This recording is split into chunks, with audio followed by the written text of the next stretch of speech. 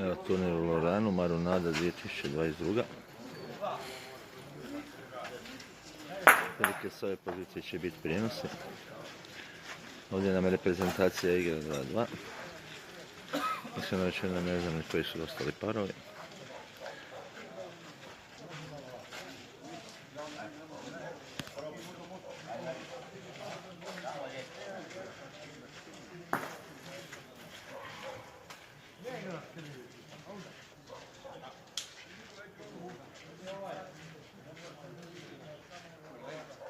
Pazi krivi, naprijed se.